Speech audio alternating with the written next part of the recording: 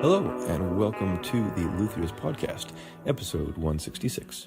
This is Jason Rodgers, and this weekend, the weekend of April 28th and 29th, has been the Northwest Handmade Musical Instrument Exhibit, held at Marylhurst University in Lake Oswego, Oregon. And this morning I had the fortune of sitting down with Jayson Bowerman, Bowerman Guitars, located in Bend, Oregon, beautiful and growing and booming Bend, Oregon. And Jason had some great stories about his life as a learner, as a musician, and as a luthier. And we sat on the grounds of Marylhurst University as the sun was coming up and as the birds were singing and as the rain was drying from last night's sprinkling. And it was a lovely conversation, and I hope you enjoyed it.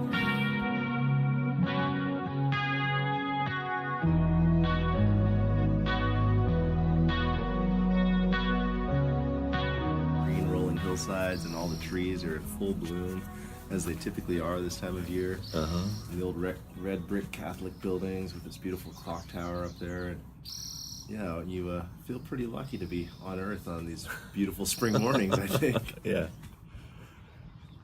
So, you're a player. You play fiddle and guitar and mandolin, family instruments. And so obviously music, just like the performance of music, must have been the draw to construction of things that make music. It's definitely a factor. I can think back to my childhood and realize that I didn't really have much choice in the matter. My parents were convinced of the value of music education and stimulating, the language centers of the brain, and there was all this emergent research about how it improved mathematics and other sort of reasoning abilities. Read those, yeah. And they kind of gave me a choice. Do you want to check out Yamaha keyboards? And that sounded great. I tried it for a couple months, and I ended up getting thrown out of class. I couldn't follow the rhythm training that they were doing, and it's still a weakness of mine overall. And like the rhythm reading. Yeah, we'd have counting. The little claves, and we'd have to count. Practice these little rhythms to this worksheet, and I just couldn't stay with it. I would always try to put in the counterpoint or something. Syncopated a little bit. Yeah, I would. And my poor teacher, she really grew tired of that, and eventually would send me out of the room during the rhythm trainings because I just couldn't stay with it. And my parents thought, well, maybe we should try something different where he doesn't have to work with the claves, these annoying little wooden clackers. And so they got me what's probably arguably the most annoying thing that you can give a child, which is a 1/4 size violin and a Suzuki lesson plan, and put up with the cats and nails on chalkboard sounds for the better part of 2 years. But Suzuki violin was profoundly impacting for me in my musical training, in that it really relies on ear training for most of the learning process. Awesome. And I feel like to this day, I have to really give thanks to my folks for getting me into the Suzuki violin program at a fairly young age. I wasn't an outstanding student or anything, but just the fact that you're learning to train your ear to recognize notes, it's been crucial and valuable in my life as a musical instrument maker, and just hearing musical relationships within all the parts and the timbres, and everything that you're working with has some sort of resonance, and just sort of being attuned to the natural inherent resonance of all these different beautiful pieces of wood we have the pleasure of working with is, to me, really a valuable part of the process. So I think it started at a young age. When I was talking the other day to a group of students at a middle school in Bend on career day, and I was kind of ruminating on how when I was a kid I had all these hobbies.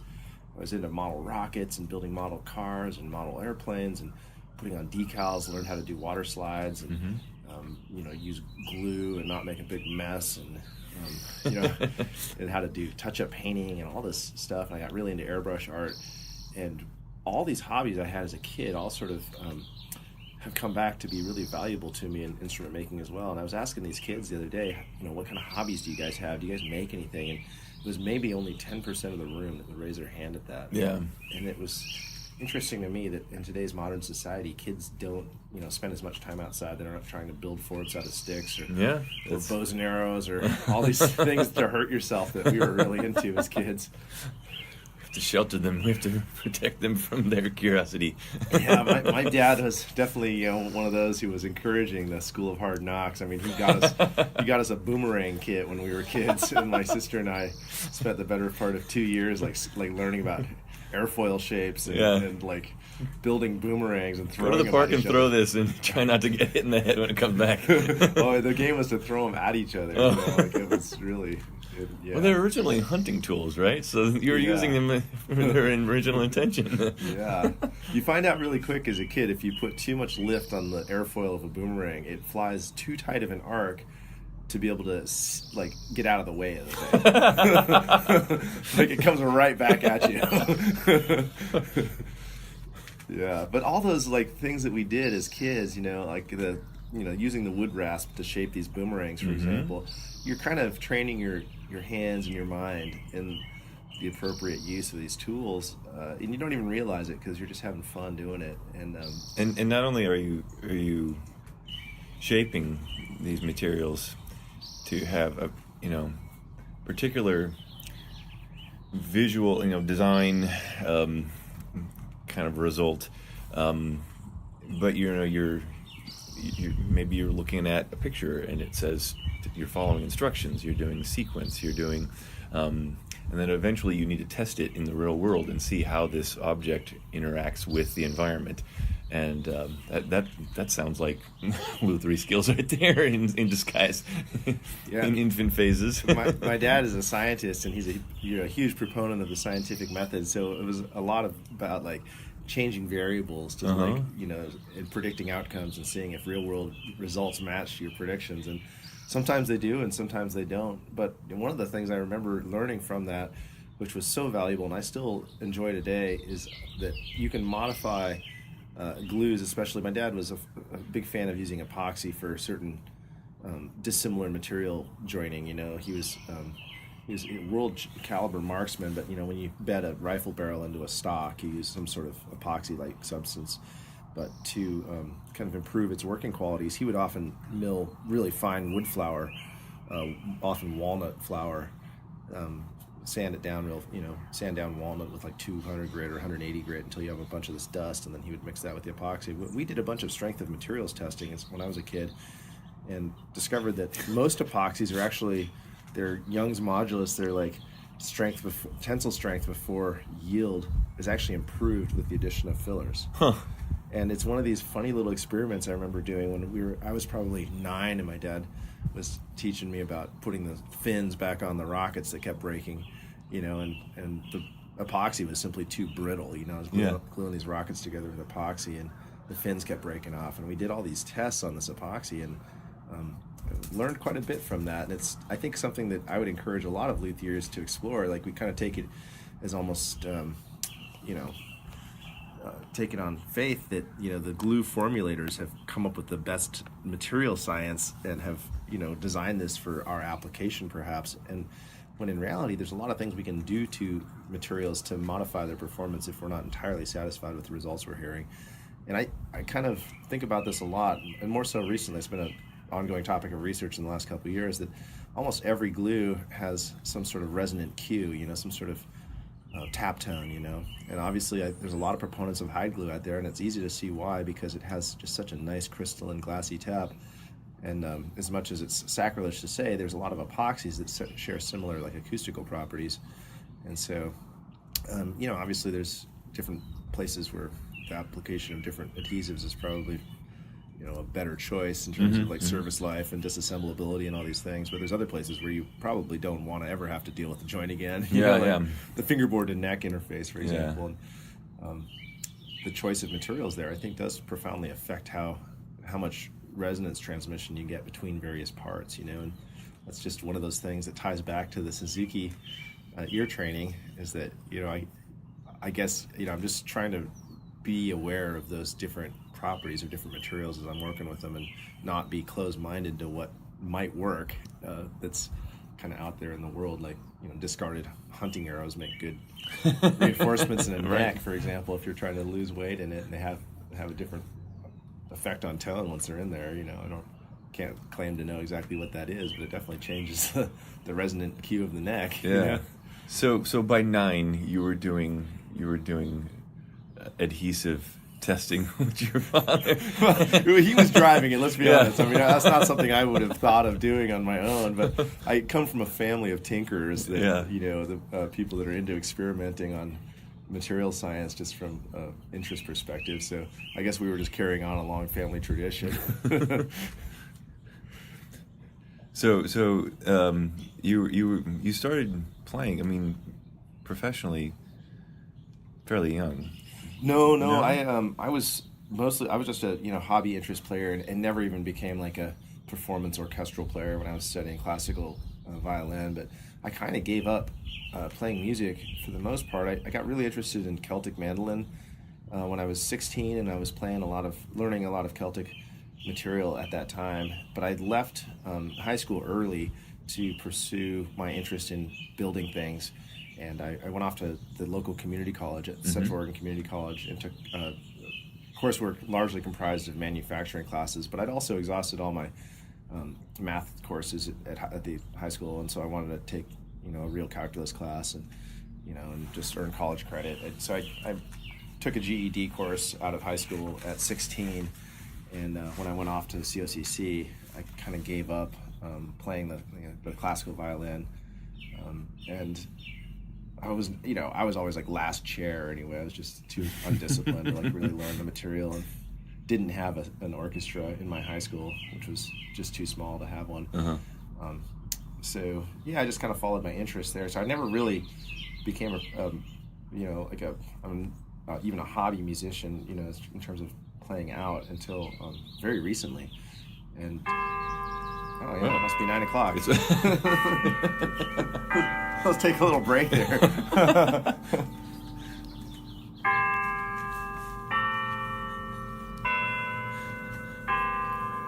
When I suggested doing this outside, I forgot about that part.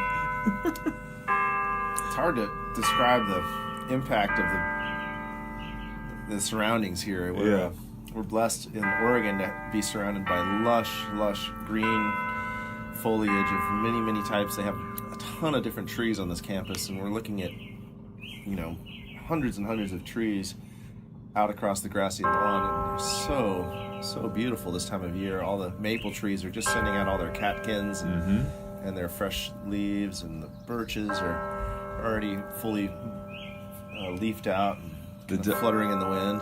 The dogwoods over here to the left with their pink flowers, they're kind of gotten knocked down by some of the wind and rain recently, but those were in full bloom earlier in the week. Yeah, their vibrant pink petals are falling out of the sky as we speak with every little gust of wind. I did take a photograph. I thought about posting it to my Instagram feed of what I thought was a classic Portland scene this morning of a blue like Jeep Grand Cherokee parked underneath one of these dogwood trees, just covered in pink petals. It looked like it was a scene out of India or something, where this car had been blessed by this tree. I thought there's nothing more Portland than that, unless there's maybe like a homeless guy sleeping nearby. But anyway, back to music. I just while working at Breedlove Guitars, which is something that came after college, but I was just so physically exhausted by the work that I literally just could not really play an instrument at night. And so I unfortunately gave up playing music almost entirely for a period of like 15 years. Wow. Yeah, and it was really just from too much production guitar making. I mean, building, binding, scraping, sanding, 2 guitars a day. It just like annihilates your fingers. You go home with a claw, and Yep. It really does. And I was like, even as a young man, struggling with tendonitis and inflammation, and having to manage that. And I think that's something to really be cognizant of. And I think luckily for those of us who are building a small shop basis, we're not probably overusing our hands if we have other jobs. But also if you're building a limited number of instruments at a time, you're not having to do those repetitive tasks like continually.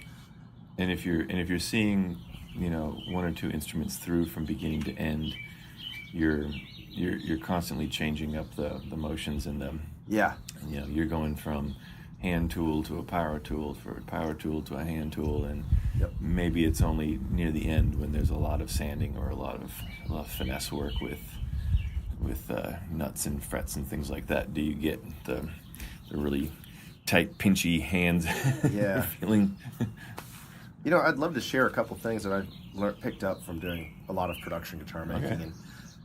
And I think I've at this point fretted somewhere in the range of like 1,700 guitars. But 2 to 3 fret jobs a day will really take its toll on you. Yeah. And one of the things I learned is it's really easy to over grip the instrument, especially your left hand. And a lot of people are fond of using vices for this reason.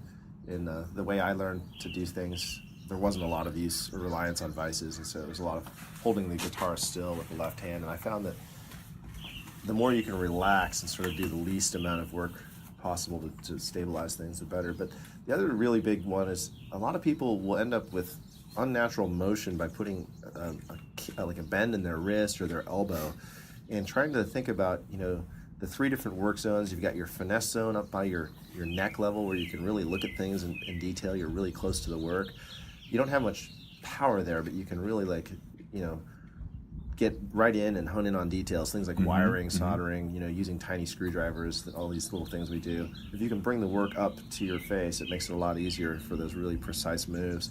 And then down in your sort of, mid-range zone, that's typical bench height, you've got a precision zone there, and that's where we're doing all our fret work. But it's easy to lose sight of the fact that sometimes things like certain tasks like crowning the frets, for example, or dressing the fret ends, you really almost need the work a little lower, or you need to get up a little higher. And I have like a little block at my bench that I stand on when I want to get up just a few inches. I've always wanted to have a bench that would go up and down, and I've seen a bunch of these moterized affairs. These ergonomic, standing desks and stuff. Yeah, and I keep scanning Craigslist for a Ritter examination bench too, because there's a medical exam manufacturing company that makes these motorized exam benches for doctors. And it's funny how often you see them show up on Craigslist for a few $100, but they're a big piece of equipment, and I haven't dedicated the space in the shop for it. But yeah, just changing those heights allows you to get a little bit better ergonomic approach to the work, and really remembering to keep your wrist and elbow aligned in a straight line so that all the motions are straight. Anytime you're doing lots of curving motions, you're losing precision, as well as forcing the joints to take on extra ranges of motion that are not necessarily their forte, especially in the wrist joint. Like you can, like a violin, it moves side to side, right to left.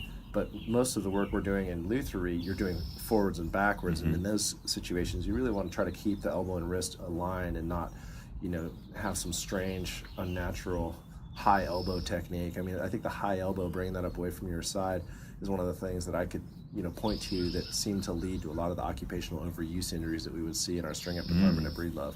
That one thing of keeping your elbow by your side straightens out the wrist. By bringing the elbow up, you're putting a twist into the wrist, as well as you're elevating your shoulder. Yeah, I find myself needing to tell myself drop the shoulder. And that may be a function of needing to get the work a little lower, because if your shoulder's up, it's probably because you're compensating to bring your tool up because your work is essentially too high. You're getting into your precision zone your close work range. It's just bringing the stuff up too high. So I just have a block of maple that was just not good enough for necks that I stash underneath my bench, and I just pull it out and stand on top of it when I want to get myself up 3 inches. That's a good idea.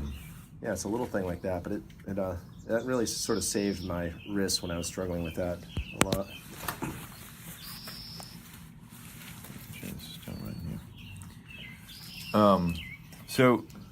So how long did you spend at Breedlove?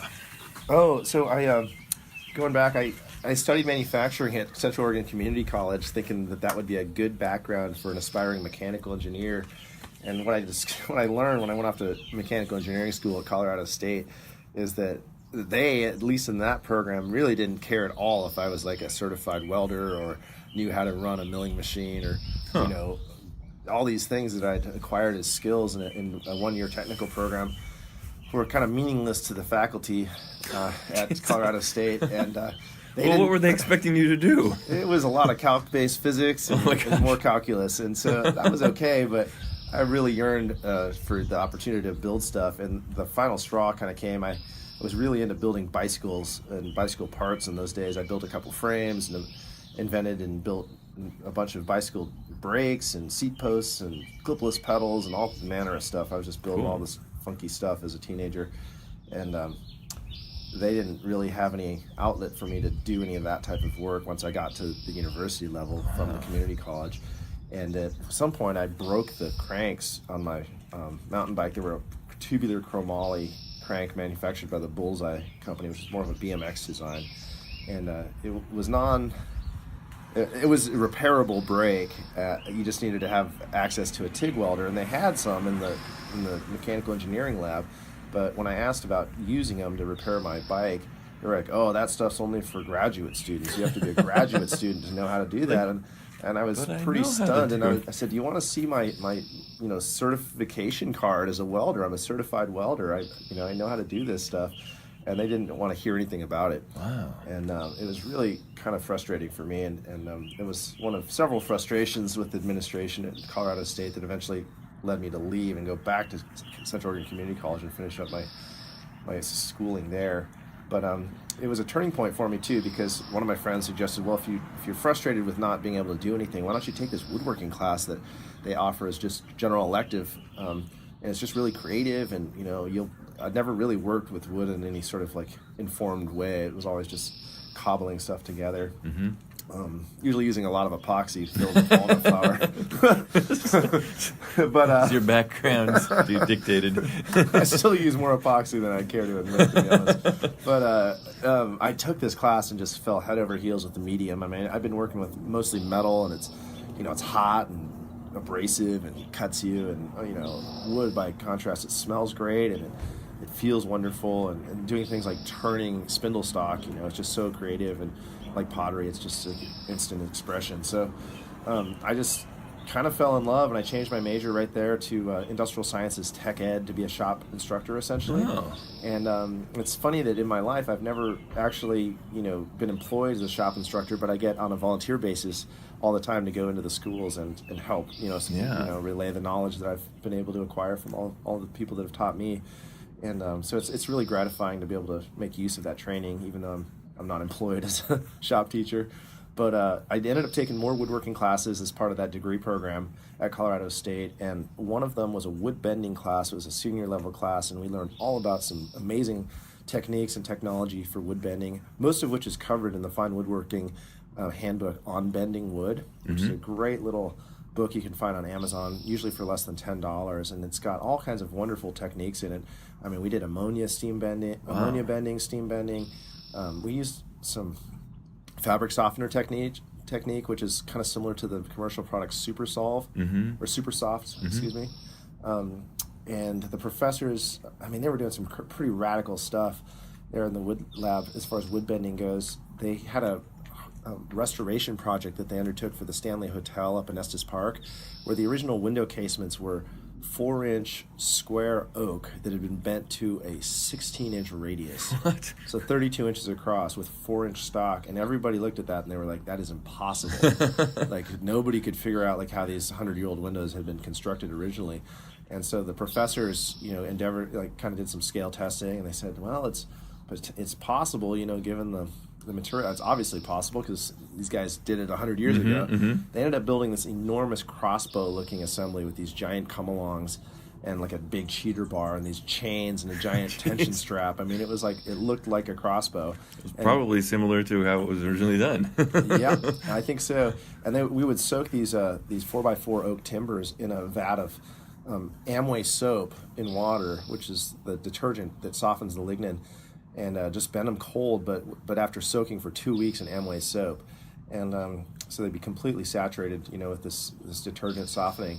and you'd stick them in this giant crossbow assembly, screw down the end pressure dogs on it, and start cranking it back. And like these chains were popping, and you could just imagine like if something broke on this thing, people like, will die. People will die, and you know it when the 70-year-old professors are like hiding behind the like 12 by 12 timbers that are holding up the wood shop. You know, they're like letting it. Hey kids, go give it a try. Here's like young me, you know, like you know, I don't even know if anybody knows what I look like. I'm half Asian, like kind of look like a Polynesian guy. I'm like 195, you know, and like 5'9", and like thick as a brick. And so here's me like standing on this like 8x8 like railroad tie that they've like used as the strong back for this crossbow, and I'm up there with the 10-foot cheater bar in this like giant come along, like cranking down these 4x4s, and it would take like 20 minutes of like, you know, kind of straining it to come along to finally get the thing bent into place, and then we'd quickly like knock these dogs in and giant clamps and clamp the whole assembly down and take it outside and let it dry in the sun for a few days, and then eventually remove the piece and put it on the roof in a holding form and let it cure for like a month, you know.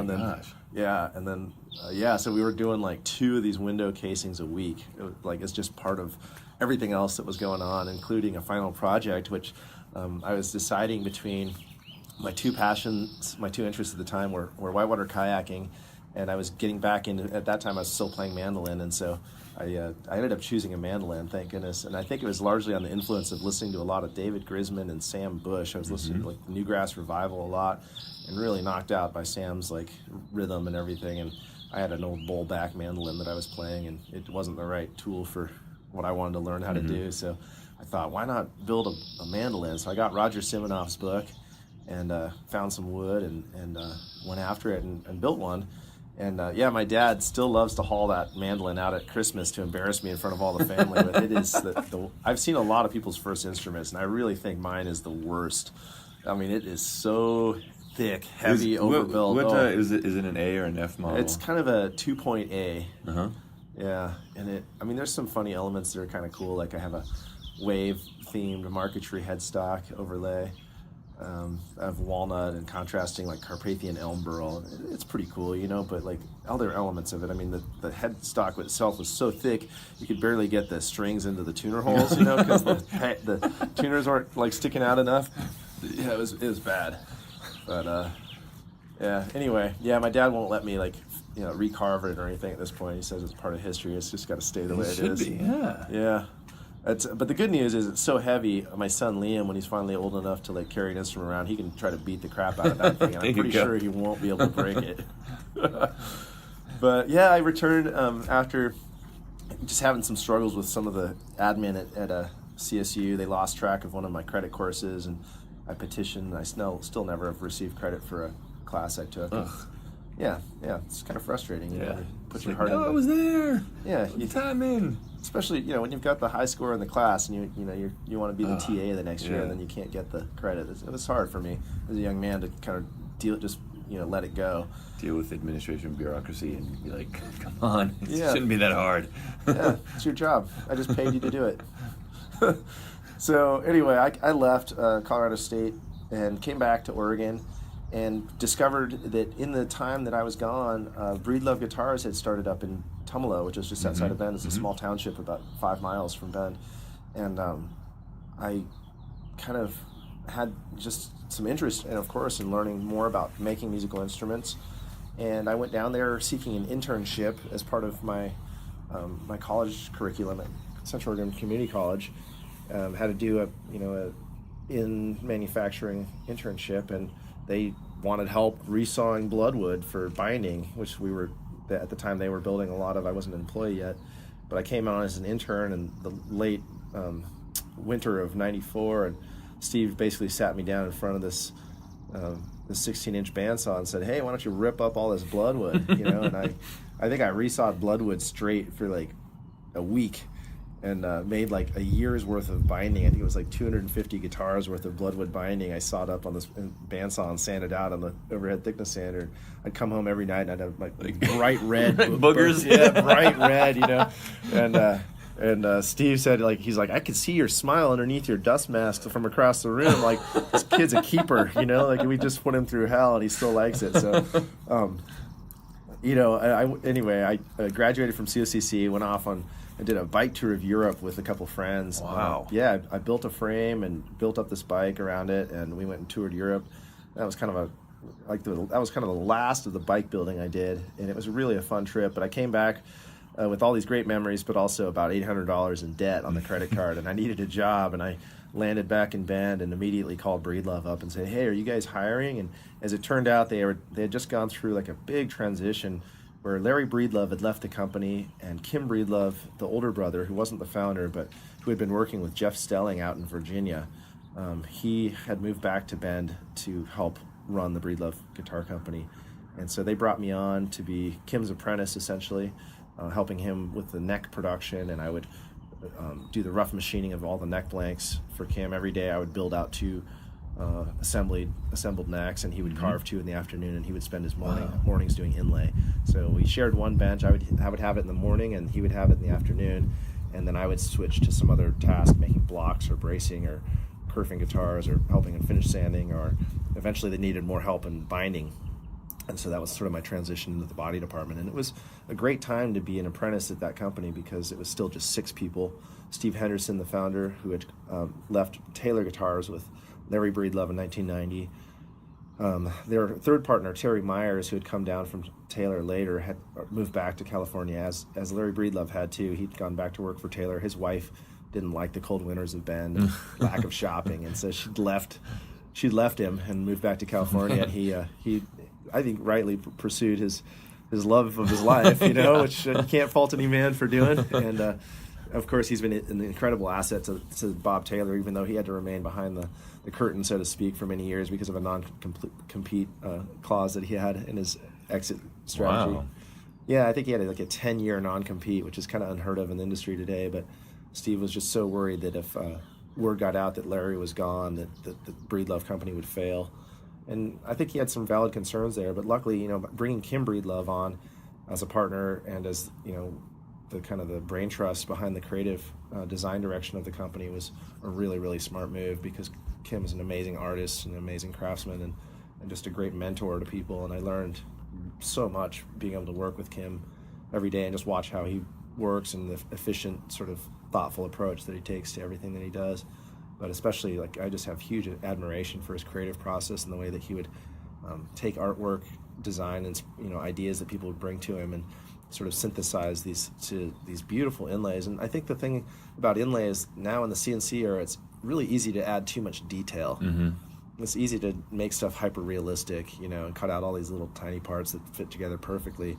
But part of Kim's genius is in bringing those ideas down to refining them to their barest essential elements, and making the shapes really authentic to the creature. Whether it's a hummingbird or a totem pole, it would have just the right number of pieces to really convey what it was without looking cartoonish. Yeah. But, still being realistic without being overly ornate and overly detailed. So I feel really blessed. For the 15 years I was employed at the company, I worked there from 95 until 2010, mostly full-time, but in the early days the company was actually fairly slow. They were very focused on fingerstyle guitars. That was sort of the niche market that we had developed with the very strange-looking bridge and everything else about Breedlove. The asymmetrical headstock that really limited its market appeal. It was really only going to appeal to people that were interested in modern instruments. So that, of course, wasn't a great recipe for broad market success, and we used to get furloughed pretty reliably every summer, which was fine by me. I loved taking summers off, and I would go down and do raft guiding work on the lower Deschutes or other things to mix my whitewater interest in. And at some point, one of my friends suggested, hey, why don't you just take a couple months off and come kayaking with us? We're going to go on this big road trip. And being in the age of Aquarius, I would encourage every young person to do that, if you have the opportunities to travel as much as you can during that age, because it's kind of what you're supposed to do. I think it's God's will or something, that we go out and see the world a little bit, and so are wild oats, and then you kind of get that out of your system, and then you're ready to have a family or something later, without all the regret.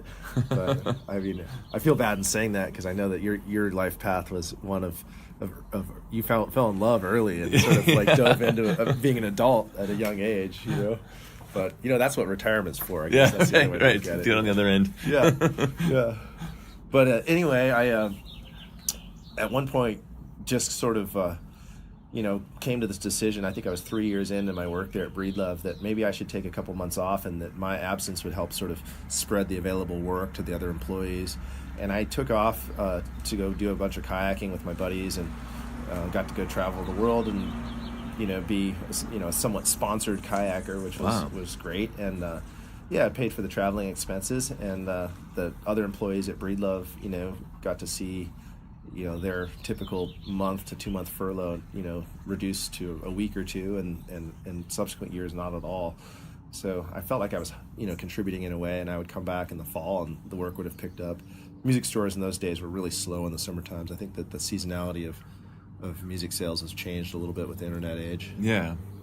But in those days, in the 90s, that hadn't happened yet, and the music stores were slow in the summer, so we would naturally slow down as well. That's interesting. Yeah. It seems like that's when people would want to play more. I don't know. Maybe in the cold and dark winter months, people want to hunker down with a nice guitar. I think for the the Breedlove audience, that's certainly true. I find in my own life today that I have a lot more success during the summertime at being a direct marketer of my instruments. Going to festivals, meeting musicians like face to face, hanging out with people, and playing music is a great way for me to connect with people. And so a lot of my sales come in the summertime, the direct sales. The stock and demo instruments, but that's a real different thing than fingerstyle guitar is generally designed to be played by one person. Yeah, and you need a quiet place. Exactly, exactly. So I was there from 95 to 2010. In the middle there for a couple of years, I was traveling a lot during the summer and kayaking, and then working full time at Breedlove in the winter. And in about 2002, I'd sort of worked my way through the neck department and through the body department, and had done a lot of parts making at various times, and helped out in finish, and had learned the string up process enough to be an aid there in production. So I basically worked in every department except for the sales and marketing end of things, except for trade show setup. And Steve approached me and said, hey, what would you think about taking a greater role in managing the company and helping out with the production scheduling and training of the employees and such, and building of the tools there. I'd sort of shown an interest in building a lot of the tooling that we were trying to put together to make the production process a little bit more efficient. Right. And I said I was a little uncomfortable with the idea of trying to lead the finish department, which I didn't feel like I had any sort of true knowledge of or deep knowledge of at the time yet. And he said, well, that's fine, but maybe we can do a co-managerial thing. So myself and Ian Davlin, who's now employed at Buzzy Fighton's Lark Street Music out in New Jersey, became co-managers of Breedlove Guitars. They're co-production managers, I should say, for a couple of years, and until he left to go to Gruen's, and I assumed the overall production management of the whole operation. And that was in about 2004, which is about the same time that Breedlove had actually gone through an ownership change, and the new owners had brought Preston Thompson of Thompson Guitars in actually to help us design a Martin style guitar. And that was a pretty controversial move. Up until that point, everything had been original design, but we realized the market limitations of the aesthetic and the niche we were in, and just needed something more broad to try to expand our opportunities. And you have an obligation to employees when you have a company, to keep them working. And as your company grows, so does that stress and that need to make sure you have financial stability. And I think that we could see the writing on the wall. If we were a one-trick pony, it was going to be hard to diversify. compete. Yeah. So the plan was to try to embrace a bunch of different instrument styles over time to broaden the reach of Breedlove Guitars, and we started with a Martin style dreadnought as the project, and we designed sort of a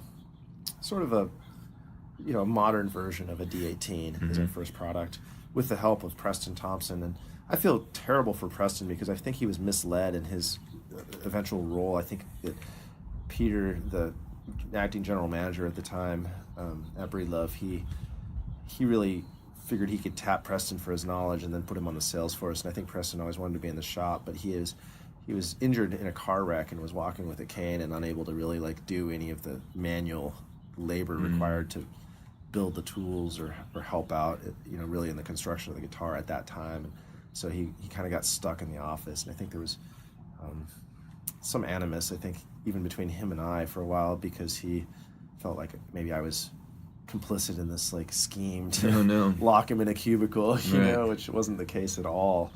But at any rate, Preston's insight was valuable for us in his experience, working with a lot of these vintage Martins. And I think that, the whole team, everyone that was there, trying to, get this guitar to market did a great job. And we eventually, designed necks that we could have CNC'd in-house. And I built a number of prototypes, 12, I think, an initial production run of 12 prototypes that we all hand carved all the necks for, and hand shaped all the bridges and all that stuff, until we got the designs dialed in. And we sent them out, and they were widely lauded as being a good modern version of a Dreadnought. And so we proceeded with that project, and the Revival series was born. I think Kim actually came up with that name. I think it was sitting around. He's like, well, it's kind of like a Sunday revival, and that name stuck. We liked it. And I still get calls from people from time to time that see my signature inside those guitars from that era. And it makes me smile if they're really liking their guitars. I had a fellow yesterday here at Mounthurst compliment the OM Cocobolo that he had that had the Breedlove brand, that I'd been a part of building. Cool. Yeah. But it was an interesting time, too, because I was rebuilding all of the production molds that we were using for the construction of the guitars. They'd previously been built out of an unstable plywood, and they weren't giving us the accuracy we needed. And so we were about to throw away all these molds. And I remembered this conversation that Tony Cosby, who was the woodshop instructor at Sisters Hyde, had with me on Earth Day. We'd been out cleaning up the river together, and he said, do you think it would be possible to build acoustic guitars at the high school level?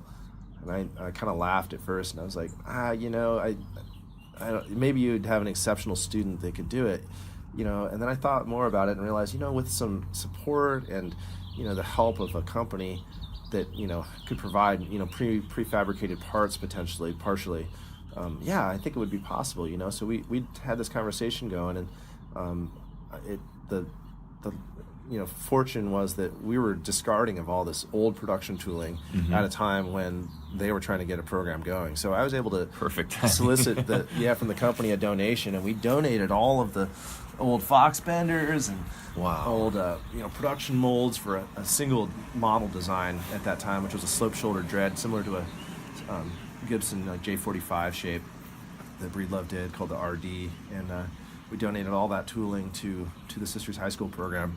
And the following year, I got that going with Tony, and we had 18 students in the first class, if memory serves me correctly, that all built their guitar in one semester. Yeah, that's pretty cool. But I mean, like, you're thinking about needing, time to invest in things. Obviously that's not going to be a short-term thing. But if you take 18 weeks to do that, that's a little bit more doable. Yeah, 18 weeks. I think that's about the course of time it was. Boy, it was a hustle. It's kind of a blur at this point, but I spent at least one day a week over there volunteering and basically teaching everyone, including Tony, the instructor, what the process was to build these acoustic guitars. And we did have, the help of partially carved, CNC carved necks that we got from Breedlove to put on those student guitars. But I remember there was a big mad dash to the string-up finish line right before graduation for a couple of these seniors that needed the credits from the wood class to walk, Wow. And that's a recurring theme, I think, for these high school students, that without, the hard deadline and that life lesson of like, when's the soonest you're ever going to get it done? It's no different than me stringing up this mandolin I have to deliver today here at the show, on Friday evening, but that's just how it's a deadline, deadline-driven world we live in, and that's the reality as an adult, the results have to be there if you want to have a payday, and I think that's a good lesson for high school kids to learn. And the other really valuable thing is, besides obviously the amazing gift of being able to build a guitar and maybe learn how to play the thing on something that you build, which is really cool for a lot of these kids, but is that teaches them a lot of these hard life lessons of like, things don't come for free. You have to put the time and the work into it. You're gonna make mistakes, and really it comes down to how do you deal with it. Do you have an emotional breakdown every time you just put a chisel through the top of your guitar, or whatever, the router just slid down out of the collet and routed your binding rabbet 3/8 of an inch thick on one end, and 5/16 on one end and 3/8 on the other. Now what? You have an opportunity for a feature. Yeah, an inlay. I love that marquetry. Yeah, I love that. I mean, the poor kids, they're so distraught over some of the things that happen. End grain tear out, classic end grain tear out. Well, check out this herringbone or whatever. And I just love the idea that they're being forced out of their comfort zone, and they're being forced into having to make some sort of creative solution to cover their mistakes. I just think that's such a great allegory to so many things in life, and it's we're all on this uncertain path. I don't know very many of us that know exactly what's going on in our future. I mean, I do know a few people that are like that. They're very planned.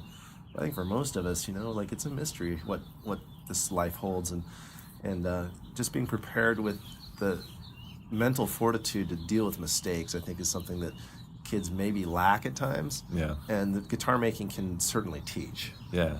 So it's a bigger, in my mind, it's a much bigger opportunity for learning than just here are the physical steps of building a guitar. Yeah. We obviously tab A into slot B. Yeah. We can't do a deep dive on plate tuning and all the the nuances of everything, but we can get them through building a good sounding guitar on their first try, because we have a good recipe, we've got good materials. Those are the things that are built into the program. And at this point, we have enough support from the community, and it's been wonderful. Here in Oregon, there are so many purveyors of really fine tone woods. Vince Strauss, who's here, at the show, he's donated some woods to the program, and some of the other, fine salvage loggers on the southern Oregon coast have donated wood to our program. And so we have all this beautiful wood that's just, maybe it's not the type that, those of us who are trying to make a living doing this would want to try to sell, but it's still sound wood. Even if it's unfigured walnut, it's still really sound wood. We have all this Oregon myrtle wood, Porterford cedar, incense cedar, redwood. Occasional Sitka spruce logs wash up on the Oregon coast as well. So all these resources that we can put into being great guitars, and these kids find really, really cool ways to make these instruments their own in terms of decoration and embellishment. At this point, the program's grown quite a bit in the use of technology. We have 3 CNC machines and a laser engraving machine that they can use for decoration. Yeah, and they're all becoming quite skilled in the digital design realm, and then translating those concepts into their some sort of artwork in their guitar. And at this point, you're really not on an A level in the class if you're not doing some sort of decorative inlay on the rosette or headstock. It just does, there's a lot of peer pressure for these kids. It's really fascinating to see. That's cool. It's great. It's really neat. And they think of some really outside of the box stuff. We'll try to link some photographs for you guys to look at, but some of the rosette designs, I've had kids that have done complete marquetry tops where, they've done landscape designs. Wow. With I had a boyfriend-girlfriend pair that did an inverted landscape. One was a day scene, the other was night, using the 2 halves of a marquetry pack, and one had a sun around the rosette, the sound hole, and the other had a moon. Oh wow! And so it's just such a fitting thing for young lovers. But it was also one of the really fun and challenging areas of exploration, and these kids challenge me all the time in my understanding of what we're doing, because they were trying to achieve something that I'd never done but had thought about a fair amount, and that was, can you build a guitar that sounds decent with a marquetry top? And obviously it had to be a laminate, and we ended up breaking all the rules with those guitars. We initially went, for the conventional 3-ply construction, but discovered after laminating that the top was far too stiff, even though it was the typical dimensions. But having the backer veneers of 1/42 walnut and maple front and back over this spruce center core, the top was just incredibly stiff. It probably would have needed no bracing, but that seems like an uncontrolled outcome I wasn't willing to risk with them. And what we did to address that in the first prototype is we ended up scraping through the back veneer in a lot of places, and it ended up looking a lot like what McPherson does, where they've used the CNC to cut down areas between the bracing. Oh, sure. But we ended up just I think they'd already put the braces on this first top by the time I felt it, and I was like, man, this thing's not going to make much noise as stiff as it is. And we ended up scraping down through the backing veneer and just essentially tuning the top after the fact with the bracing on it. So wow. there was, the braces were adhered to the backing veneer under the X braces in places, but in other places we'd scraped it completely away back into the center laminate of spruce until just the flexibility felt right. Mm-hmm. And that worked really well. And on the second one, we did it as a 2-ply. And what's interesting about that is that there's all this conventional wisdom that any sort of laminated object needs to have an odd number. Yeah. That's the conventional theory. And my challenge to that is that I think a lot of that's driven by old school adhesive technology, where you've got hide glue, which is very moisture sensitive in some ways, and wood, which is moisture sensitive. And if you can in some way slow down or eliminate that moisture exchange, you could prevent to a large degree the amount of dimensional instability that follows with an even number of veneer plies. So we actually did like an epoxy resin infusion on the top laminate. Any wood flour in there? Yeah, there was.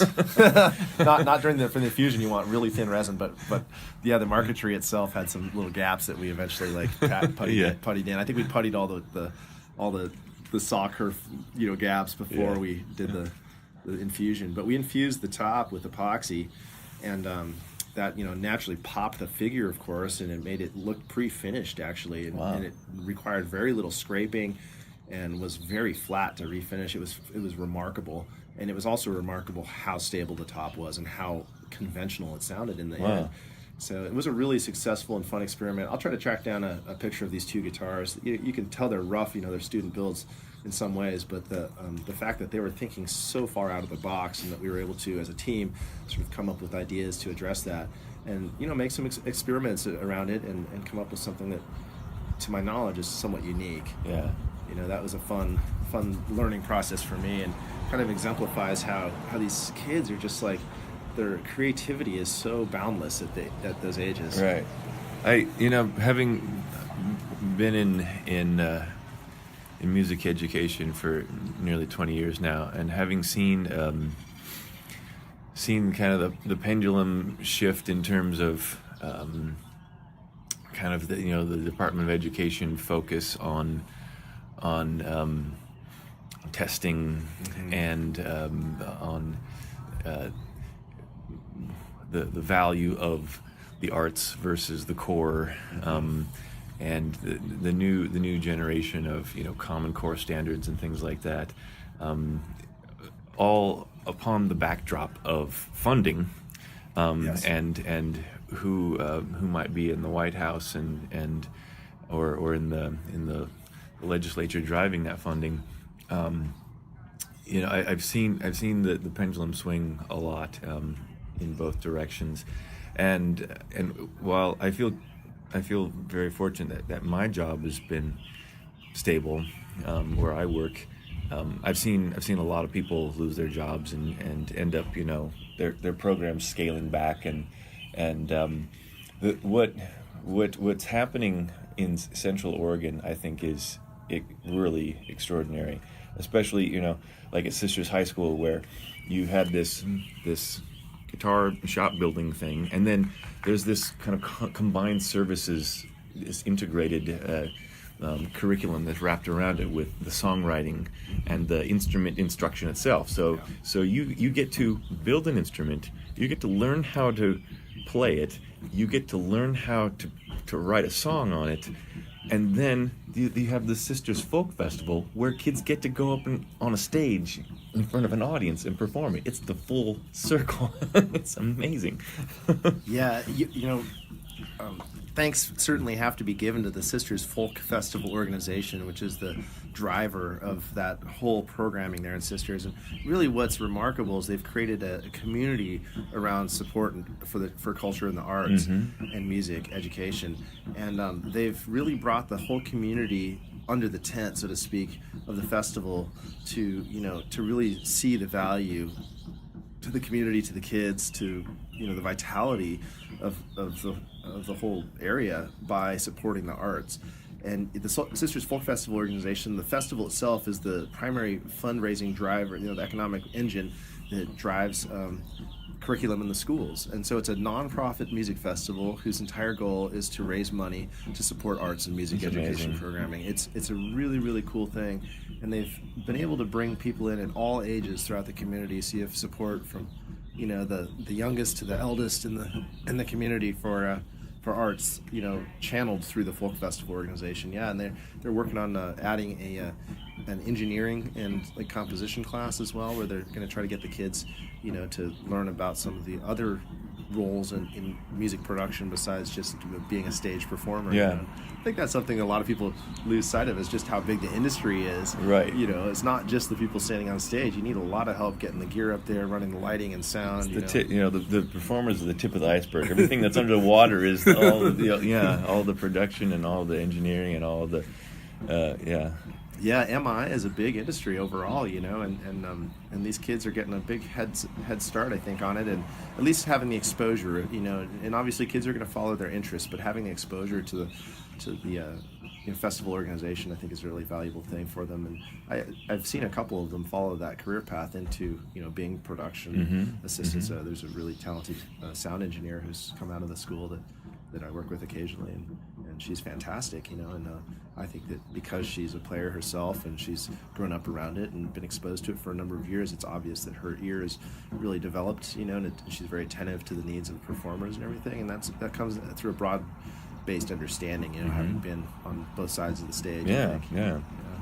It's there's definitely something going right in Central Oregon with, not only the strength of the community colleges over there, and now there's Oregon State's got a branch out there as well, but just everything that's happening with, and there's a lot of new money and a lot of new focus from the Department of Education on CTE, career technical education, and I think it's again, having been in education for nearly 2 decades now.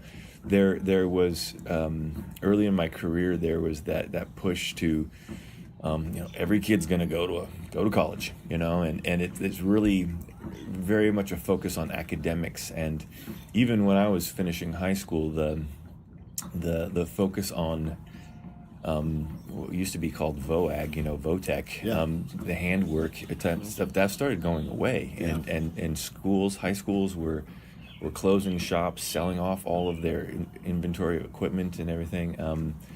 Even just like simple classes like home ec were going away. And I think there's a bit of a resurgence in that realization, like, oh, we've just educated a couple generations of people that don't know how to do anything.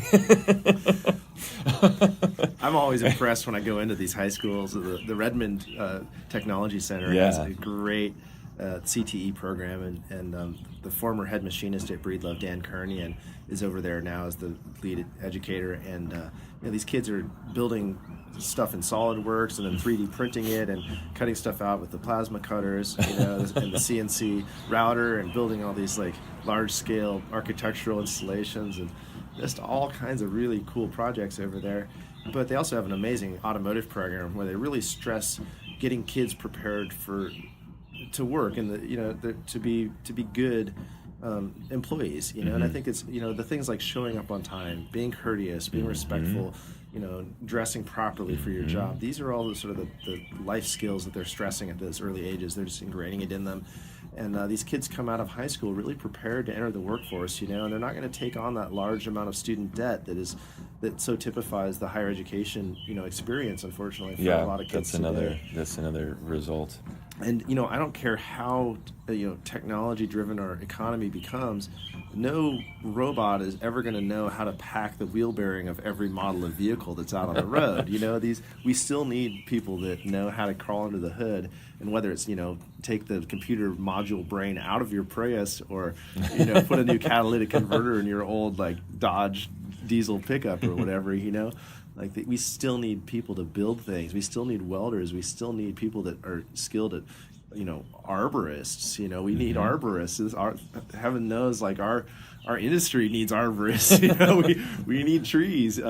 there's all these things that keep society functioning that aren't addressed by the focus on the core curriculum of the 3 R's, you know, and core value-based testing, that just doesn't address the needs of society in a complete and comprehensive way. And so I think it is really cool to see the support here in Oregon, especially, we just passed a state constitutional referendum to mandate CTE, career technical education, as part of every student's options, I guess. And the challenge, of course, in today's era is funding everything adequately. And so that that'll still be an ongoing nut to crack for our legislators. But it is good to see that there's at least a dawning realization that we need people with skill. Yeah. Not just education. Yeah. People that know where to put the tri-flow and the bearing sticky. That's like everything goes better. This is one of the things, the tropes I've been saying. I think I'm yet to hear a definitive counterexample, but I think everything in this world is better with lubrication. And it's just amazing to me how many kids don't realize, you gotta oil your bike chain. You gotta if something's squeaking, there's probably a bearing in there that needs a little bit of tri-flow, Bow shield if you prefer that, but I mean, those are the types of things kids need to learn. You gotta know how to sew a button on your blue jeans, for example. These things that are getting lost, when we just think that everybody's gonna be college educated and then end up working at the Gap. They still don't know how to sew a button on. It's like, I don't know. I might be being a little cynic and portraying my age and saying that. But we only need so many baristas. Although Starbucks could have used one more this morning, if I'm honest. They were slower than I've ever seen. But yeah, I think guitar making is great because, as anybody who's doing this, or trying to make a living doing guitar making, or even just doing it for a hobby, probably realizes is that within guitar making is the option, at least, if you're building stuff from scratch, to learn a huge and very wide range of skill sets, everything from being precise at cutting a pattern with a pair of scissors, which is a skill, to, obviously upholstery and case modification is something that I deal with all the time as a builder of Weisenborn style guitars. I mean, I just can't seem to get through a batch of guitars without having to modify some case in some way, and so I've had to teach myself upholstery, and I look with huge admiration at the late great Bill Collings, for his reinvention of the peanut mandolin cases. And I mean, he taught himself how to do all these lost techniques, and there's so many amazing things that people had figured out, through in the trades over the previous centuries, and some of these techniques have been lost to time, and it's up to brilliant engineers, people like Bill, to go back and reinvent the past, And guitar making offers that as an opportunity. Your guitars are a great example of stretching the bounds of what a guitar can be. It's pretty neat to see extended scales and just, I don't know. There's so many ways at which I think this notion that we're in this renaissance of guitar building is really true when you see the different directions in which the genre is being stretched right now. I think that's a good sign of vitality in the industry. So where's Bowerman Guitars going in 2018? Yeah, it's an interesting thing to wrestle with. I started out the business really just trying to figure out what I was going to do, basing that on previous experience, and the things that I had become known for while working at Breedlove weren't necessarily my truest interests, or maybe in some places the market forces just weren't aligning to make that a viable source of income for me. So things like building Weisenborn guitars, which I dearly love, just the market economics with that particular instrument style are just not favorable for doing it as a career choice. There's just a lot of cheap imports coming in from China, and not a lot of interest in the really expensive hand-built ones. And more so in the few remaining vintage numbers that are out there. So I've moved away from, I've just pared back the tree of offerings while at the same time really expanding the different number of models in my line, so that people can have a lot of options. But I'm personally, being interested in things that are tuned in fifths, finding myself, over the last few years building more and more octave mandolins, tenor guitars and fifths, 5-string tenors. I've built a number of A mandolins recently, things in that mandolin family are just real near and dear to my heart, and so I love doing that. And at the same time, I also have a really high interest in old Martin styles. I do a lot of single O's and double O 12 fret, slot head guitars. Are kind of modern interpretations of an old Martin, and occasional bluegrass dreadnought. And then I have a number of people that seem to have found me through references, I guess, on the internet for a lot of the fingerstyle guitars that I do. And I feel like I'm so grateful for all the training I received at Breedlove and learning about what a good sounding fingerstyle guitar needs to be. The clarity of the trebles and the real separation between the notes, and a really sustaining and fully supported bass. Those types of tonal attributes. And so I'd say at this point my work sort of divides itself along those three lines. I have my mandolin family inspired instruments. The small body Bambino octave has been a really popular part of my work lately. I've got the Martin style builds, and I've got the fingerstyle guitars, and that's kind of a comfortable place to sit for me right now. And that means also that when the occasional odd projects like the MIDI 5-string electric banjo that's at my booth, when that comes up across my bench, it's really fun to take on and explore new projects. Looking to the future, I've got a couple of new ideas that I'm toying with, and I've just recently purchased a CNC machine for my shop, which I'm hoping to get electrified finally here. Getting an electrical contractor in booming Central Oregon is not the easiest task, but it's something that I've been told I can do most of myself. So I'm going to learn a little bit more about 220 wiring here in the coming months. And then let somebody check it. Yeah, exactly. But I've got a concept for I don't know if it's a new, but it's probably a reinvention of old technology, but a new sort of laminated archtop electric design that I want to explore. And cool. Yeah, but that project really requires the use of CNC technology to effectively execute. So I'm looking forward to exploring that. Hopefully I'll be able to bring it to market in 2019. And maybe in a year's time I'll have a prototype at least here at the show. We'll check in with you again. Yeah. All right. Are there any... I know you talk about doing some like folk festivals and things. Is there anything coming up soon that people could get out and see your stuff and hear your stuff at? Yeah, I love the Little Wheeler County Bluegrass Festival, and it's a plug to my dad who founded the festival about 20 years ago. But cool. It's grown into the self-sustaining, really, really cool small-town festival out in Fossil, Oregon, and that happens the first full weekend in July. Unfortunately, this year I made the mistake, and my band the Pitchfork Revolution is booked in Klamath Falls, about 300 miles away that same weekend. So I don't think I'm going to be at Wheeler County, unfortunately, this year. But my wife is from Denver, Colorado, and we've started making an annual trip out to visit my in-laws, her family, and we really love Rocky Grass Festival. I'm a huge a lover of bluegrass music, and so we're going out to Rocky Grass, and I'll have a couple of demo instruments there, and then we're also gonna, as a family, go to the Targhee Bluegrass Music Academy and study bass. So cool.